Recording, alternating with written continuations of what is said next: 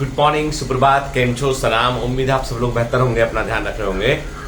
कल जब मैंने आपको बतलाया एक इशू के बारे में कि हम लोगों को जो है वो एक लॉस का सामना करना पड़ा, तो कई सारे बच्चों ने जो है वो बड़ा सपोर्ट किया, बहुत सारे मैसेज किए, बहुत सारा पॉजिटिव बातें मुझे भी बोली उन्होंने। अच्छी बात है कि ये जो मॉर्निंग मोटिवेशन है उसका एक असर हम सब पर दिखाई पड़ रहा है। मैं आपको थोड़ा सा क्लियर करना चाहूंगा कि शायद से कल जो मैंने एक्सप्लेन किया, जो बताया मैंने, उसका थोड़ा मिस इंटरप्रिटेशन हुआ। वो ये हुआ कि देखो बेटा, एक होता है ये सब क्या मैनेजमेंट के और ये इकोनॉमिक्स के जो है वो टर्मिनोलॉजी है।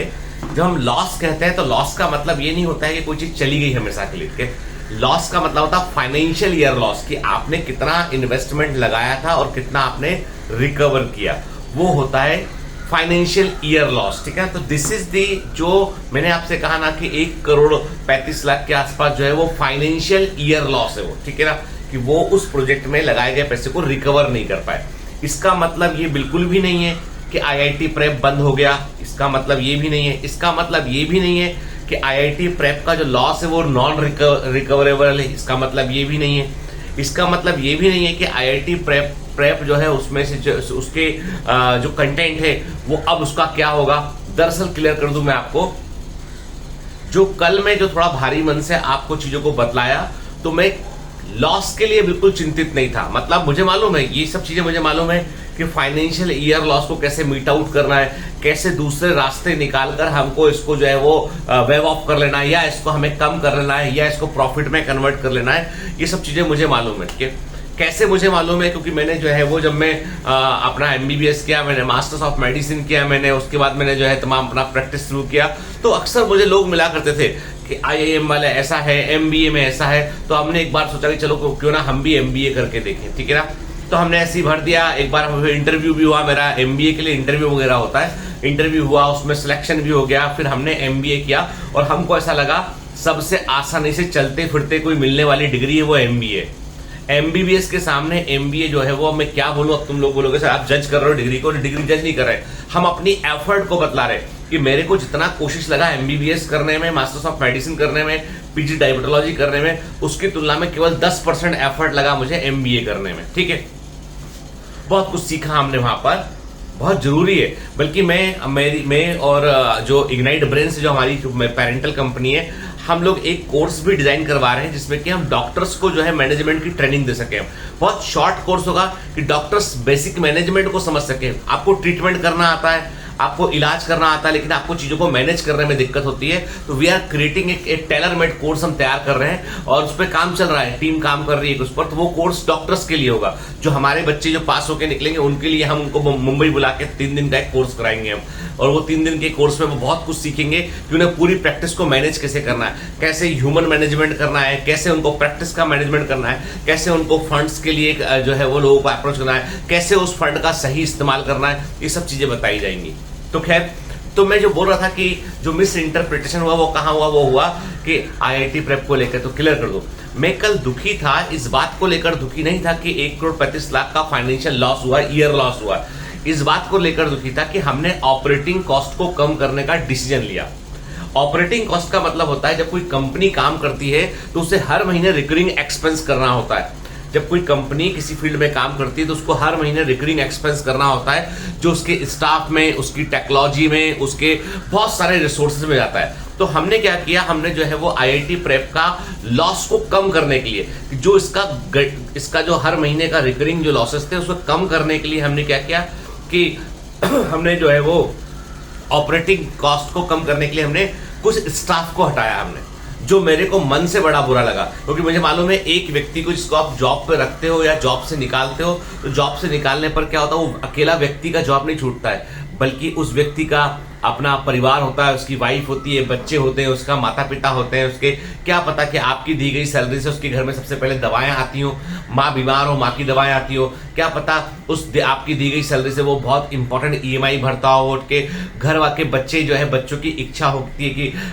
हमको पापा इस महीने ये दिलाएंगे, पापा ने प्रॉमिस किया है। तो वो सब चीजें मेरे दिमाग में घूमती रहती हैं। मतलब मैं दूसरे का दुख देखकर बहुत ही अंदर से दुखी रहता हूँ। इसीलिए मेरा जो कल का जो वीडियो था उसमें दुख मेरा ये था कि मैंने बड़ी संख्या में स्टाफ को ले ऑफ किया, मैंने हटाया उनको, ताकि ऑपरेटिंग कॉस्ट को हम कम कर सकें और वेंचर को हम आगे लेकर जा सकें। आज भी वेंचर के हेड जो है वो भास्कर शर्मा सर ही हैं। आज भी जो है वो पूरे वेंचर को एक नए फॉर्मेट में, नए पैटर्न में हम जो है वो लेकर आ रहे हैं। और जो नया पैटर्न, नया फॉर्मेट है वो बायोमेंटर्स से अलग है। बायोमेंटर्स का डीएनए अब जो है उसके अंदर वैसे काम नहीं करेगा, अब डिफरेंट तरीके से वो वेंचर काम करेगा, क्योंकि बायोमेंटर्स एक भावनात्मक तरीके से धीमे धीमे ग्रो हुआ है। बच्चों ने बिल्कुल सही बात की, सर आपने बहुत साल मेहनत किया उसके बाद बायोमेंटर बना ये, तो मैंने सही कहा कि बहुत साल मेहनत करने के बाद ये बनाया मैंने नहीं है, ये बन गया अपने आप से। ठीक है, आईआईटी प्रेप को हमने बनाने की कोशिश की और ऐसा नहीं था कि बहुत बड़ी संख्या में बच्चे अंदर आए भी, पढ़े भी उसमें, लेकिन जो उसका एक्सपेंस था और जो उसका इनकमिंग था उसमें बहुत बड़ा गैप था। तो कोई भी मॉडल को वक्त लगता है चलने में के, तो अब हमने उस गैप को, वाइडन गैप को कम करने के लिए हमने ऐसी प्लानिंग को तय किया है कि झट से ये गैप फुलफिल हो जाए और वेंचर को दोबारा से रीलॉन्च कर सके, री ऑफर कर सके बाद में। लेकिन इस बार पूरा का पूरा निर्णय जो है वो उस टीम के सेपरेट मैनेजमेंट टीम का होगा। इसमें मैं मैनेजमेंट में भी इन्वॉल्व नहीं होऊंगा। मैं इसमें मैं फंड के लिए भी, अब बायोमेंटर्स की तरफ से फंड जाना बंद हो जाएगा। अब जो फंड आएगा वो आएगा इन्वेस्टर्स के थ्रू, फंड आएगा सेल्फ ऑपरेशन के थ्रू, फंड आएगा उसके अपने बिजनेस के थ्रू फंड आएगा। अरे ऐसा थोड़ी ना, हम सब लोगों का बायोमेंटर्स में हम लोगों ने मेहनत किया है और उसका जो एक एक रुपया जो है वो रुपया डूबने थोड़ा ना देंगे हम, ठीक है ना। उस पैसे को हम रिकवर करेंगे, धीमे धीमे करेंगे पर रिकवर करेंगे उस पैसे को हम, क्योंकि वो मेरा नहीं है, वो हमारे बच्चों का पैसा है, हमारे ऑर्गेनाइजेशन का पैसा है, उसमें से कुछ मेरा भी है उसमें से, लेकिन मैं ये मानकर चलता हूं कि हम लोग उसको रिकवर कर लेंगे, ठीक है।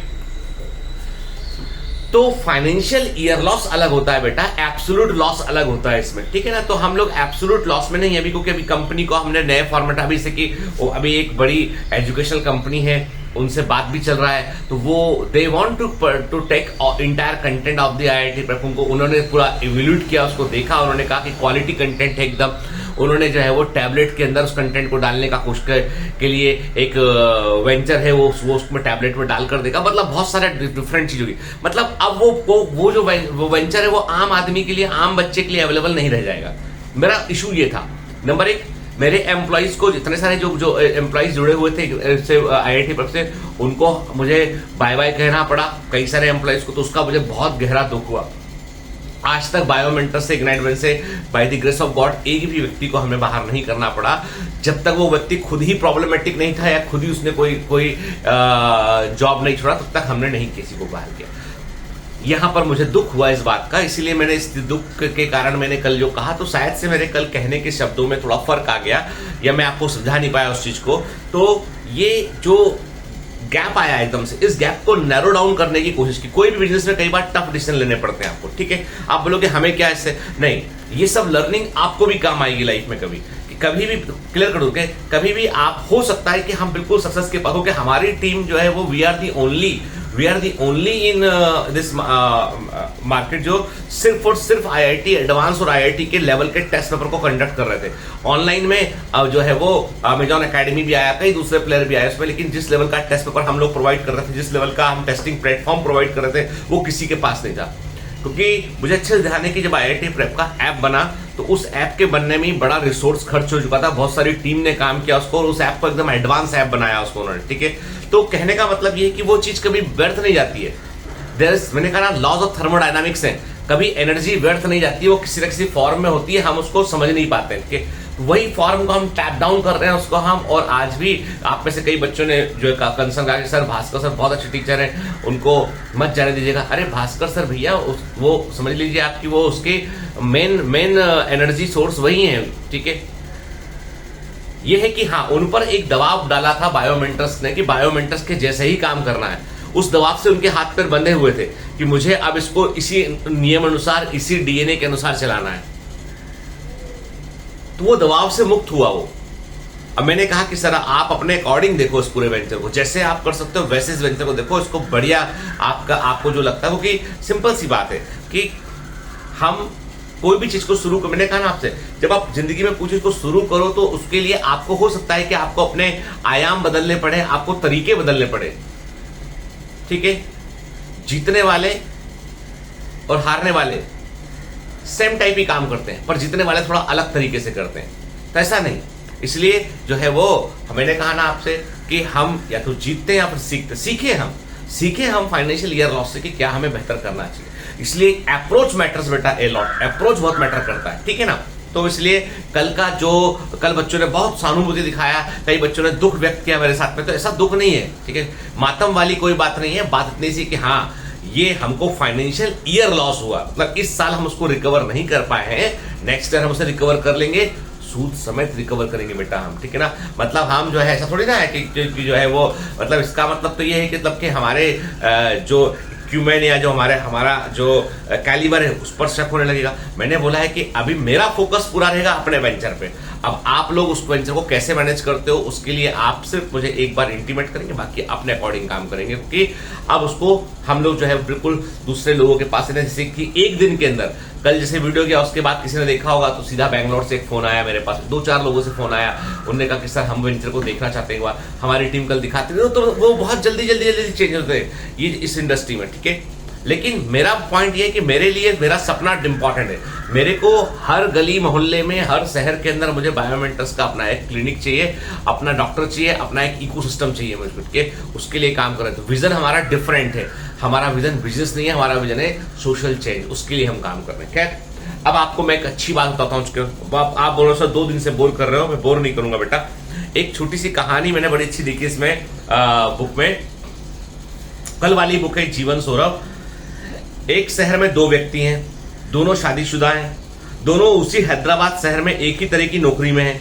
उनका परिवार, उनकी अन्य परिस्थितियां भी लगभग समान है, किंतु एक व्यक्ति असीम आनंद का जीवन व्यतीत करता है जबकि दूसरा दुखों के सागर में जी रहा है।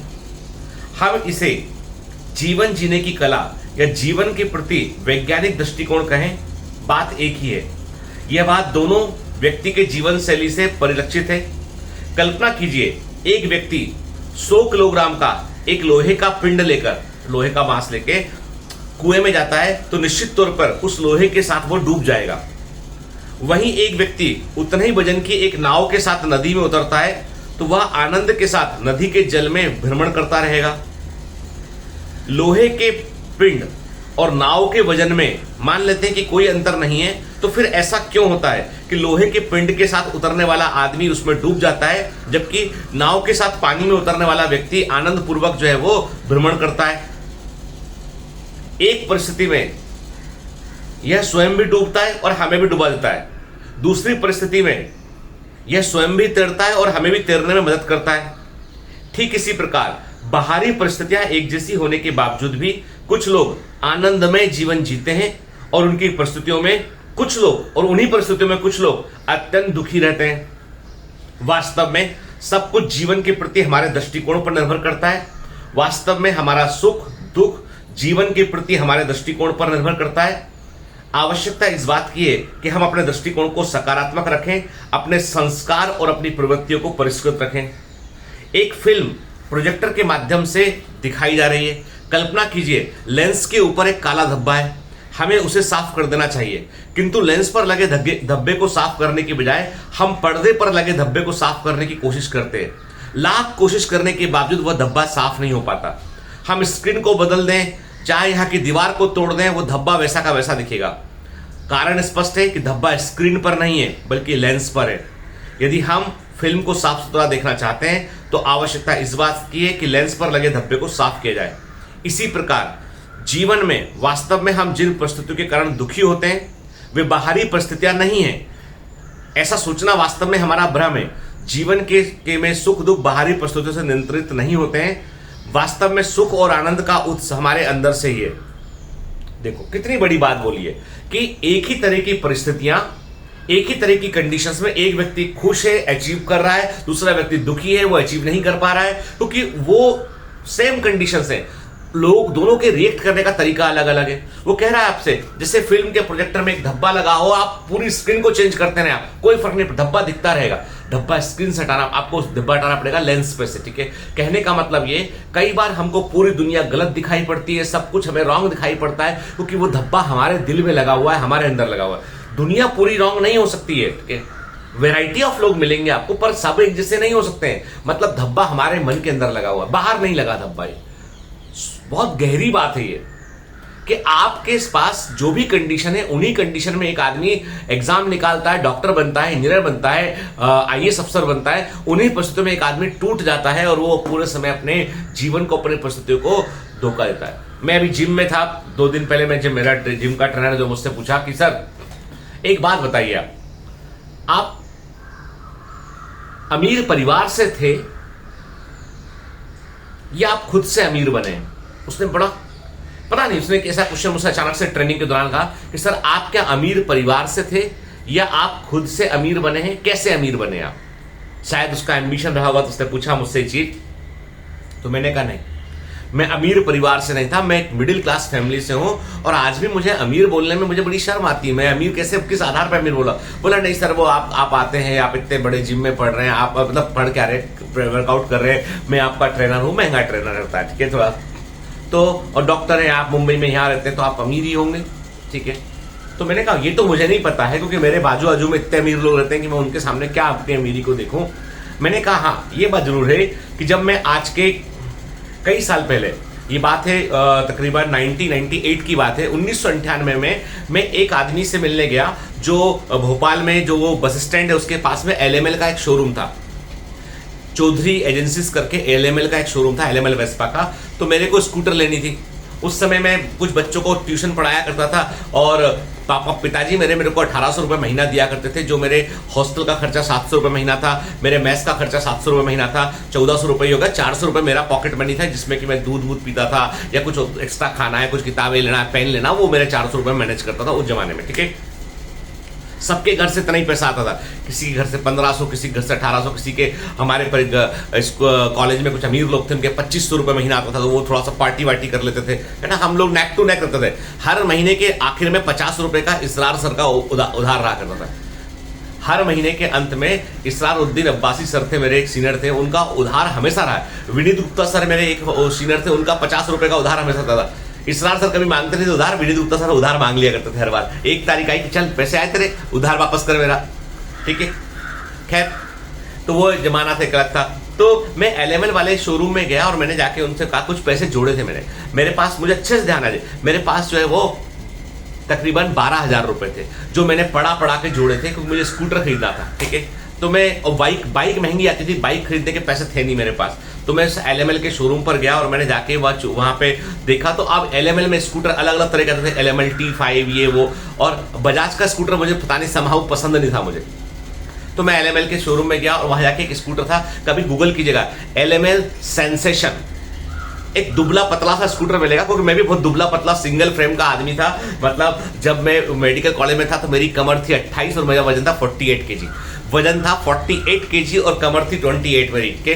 बाजार में जीन्स लेने जाओ तो वो बोलता था भैया कि वो गर्ल्स के जीन्स आते हैं 20 से 28 के, उसी में दिखा दो क्या? अरे मैंने कहा नहीं यार, तो फिर वो दिखाते थे कॉमन टाइप के जीन्स ना, वो उस जमाने की बात है। खैर, तो मैं दुबला पतला एक स्कूटर है एलएमएल सेंसेशन, नीले कलर का स्कूटर था, वो मैंने फाइनल किया कि चलो ये ले लेते हैं, अपना कॉलेज वॉलेज जाने में और कहीं जाते हैं, मूवी देखते हैं, आसानी होगी, थोड़ा सा स्कूटर का क्रेज होता है बच्चों को कॉलेज में। तो उसने, मैंने दाम पूछा, उसने कहा कि ये तो है 20,000 रुपये का। मैंने कहा कि मेरे पास 20,000 रुपये नहीं है, कोई सेकंड हैंड दिखा दो। उसने कहा सेकंड हैंड थोड़ी ना, शोरूम पे आया तो नया स्कूटर मिलेगा। तो वापस कितने पैसे? हमने कहा 12,000 रुपये। बोला फाइनेंस कर दूं? मैंने कहा कि फाइनेंस कैसे होता है? उसने कहा कि किस्त बंधेगी तुम्हारी, कागज लेके आओ पापा के इसके। मैंने कहा पापा का मेरे फादर उस समय जो है वो धार में पोस्टेड थे। मैंने कहा पापा को लेके पापा को बताएंगे तो पापा फिर वो बोलेंगे नहीं क्यों लोगे स्कूटर, कहाँ घूमोगे, गिर जाओगे, पड़ जाओगे, 50 बातें बोलेंगे, ठीक है। तो मैंने कहा नहीं यार, पापा को बातें बताऊंगा लेने के बाद, घर में दिखाऊंगा जाके। तो बोला, उसने बोला कि तुम करते क्या हो? आप सुनिएगा। मैंने कहा मैं एमबीबीएस कर रहा हूँ जीएमसी भोपाल में। आई कार्ड है तुम्हारे पास? मैंने कहा आई कार्ड दो। आई कार्ड की उसने फोटो कॉपी कर ली, है ना, एक फोटो है, फोटो दे। बोला लोन तो नहीं दे रहा हूं, पर मेरा दिल कहता है कि तुमको मैं स्कूटर दे दूं और तुम जो है मुझे अच्छे लगे। ऑनेस्ट आदमी एकदम। तुमने बोला कि मेरे पास, मैं दुखी होकर बैठ गया था उसके ऐप पर कि पैसे थे। मेरे को किसी ने कहा था 12-15 हज़ार में स्कूटर आ जाता है, अपने को पता ही नहीं जानकारी, पर पहुंच गए पैसा लेके 12,000 रुपए बिल्कुल गिन के, उसमें 50 का नोट, 20 का नोट, ऐसे पैसे लेके थैली में डाल के ना। उसने कहा ये पैसे दे दो मेरे को, स्कूटर तुम ले जाओ, लेकिन मैं तुम्हारे कागज तब करूंगा जब तुम मुझे पूरा पैसा दे दोगे। मैंने कहा ठीक है। उस समय इतना स्ट्रिक्ट चेकिंग पुलिस का था नहीं, है ना, तो मैंने कहा ठीक है। बोला बाकी पैसे कैसे दोगे? मैंने कहा मैं हर महीने आपको 2000 रुपये आके दूंगा, ठीक है, जब तक पूरा ना हो जाए। उसने कहा चेकबुक है तुम्हारे पास? तो मैंने कहा मेरे पास चेकबुक नहीं है। बोला तू आ जाएगा पक्का? कब, किस तारीख को आएगा? मैंने कहा 5 तारीख को आऊंगा 5 बजे। 5 तारीख 5 बजे 2000 रुपये लेके आऊंगा। ठीक है, मैं स्कूटर लेके आ गया। मैंने पैसे जोड़े, 1 महीने बाद मैंने 4000 दिए उसको। अगले महीने फिर मैंने 4000, मैंने इतना 6 महीने का जो टाइम दिया उसने उसको 2 महीने में पूरा कर दिया। तो उसने मेरे को बोला कि डॉक्टर बोलूं तेरे को? मैं फर्स्ट थर्ड ईयर था। मैंने कहा बोल सकते हैं, डॉक्टर बनूंगा ही वो तो मैं। फिर उसने बोला कि चल मेरे घर आना खाना खाने के लिए, है ना, मेरा घर देखा तूने? मैंने कहा नहीं। उनके घर गया मैं, चौधरी थे वो लोग ना, उनके घर गया। उन्होंने बोला कि फिर बोला कि ये लड़का बहुत ईमानदारी से आया। उसने 5 बजे, मैं जब भी घड़ी में रहता था 5 बजे को ये लड़का गेट पे खड़ा होता था आके, ठीक है। खैर फिर उसके बाद जो है उन लोगों ने कोई दूसरी एजेंसी ली, तो फिर हम लोगों को ट्रैक्टर वगैरह चलता, तब फिर सब उनसे आगे भी बिजनेस चलता रहा। तो कहने का मतलब ये कई बार है ना, मतलब लोग जो है वो आपको आइडेंटिफाई कर लेते हैं, आपके इंटेंशंस को आइडेंटिफाई कर लेते हैं। और मुझे तो लगता है, मुझे तो लाइफ में हमेशा अच्छे लोग मिले। मैं जिन लोगों से इंटरेक्ट करता हूं मुझे अच्छे लोग मिले। अभी हाल ही में एक टेक कंपनी से, 2 मिनट और लूंगा आपके में, एक टेक कंपनी से मेरी बात चल रही थी। तो हम लोग थोड़ा सा अपना जो है वो काफी टेक्निकल एडवांस और जो है वो एआई ड्रिवन कुछ करने का हम सोच रहे थे अपने बायोमेंटर्स में। तो उस कंपनी ने मुझको बोला कि साहब कि हम जो है वो बहुत बड़ी कंपनी है, हम ऐसा काम करते हैं, हम आपसे लेंगे 2 करोड़ रुपए साल का। मैंने कहा एक काम करो भैया, पहले वीडियो देख लो हम लोगों का, हम किसके लिए काम करते हैं। तुमको हम लग रहे होंगे टाटा बिरला अंबानी, पर तुम हमको देखो, शकल पे नूर टपकता है हमारे कि हम दिखते हैं अंबानी जैसे, ठीक है, पर एक बार हमारा वीडियो देख लो हम काम क्या करते हैं। फिर दिखाया उनको वीडियो अपना, वो जो वीडियो कि भाई हम किन बच्चों के लिए, किन लोगों के लिए काम कर रहे हैं। पानी पानी हो गया एकदम। मैंने कहा बता भाई, इन लोगों से मैं कैसे 2 करोड़ रुपए निकालूंगा, बता क्या करूं इनके लिए।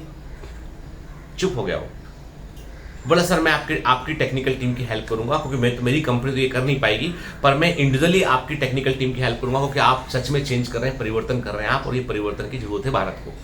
बस मैं कह रहा हूं आपसे, आपके इंटेंशन ठीक होंगे ना तो लोग आएंगे, चाहे कितना ही दुर्जन व्यक्ति आपके सामने आए, वो आपको देखकर जो है वो हल्का पड़ जाएगा, वो फैंट हो जाएगा। वो ईमानदारी के लिए आपको बोलना नहीं पड़ता है, ईमानदारी आपके इंटेंशन में, आपकी आंखों में झलकती है। तो to be honest for your work, जो भी कर रहे हो उसके लिए ऑनेस्ट है, उसके लिए मेहनत कीजिए। Have a great day, all the best, bye bye.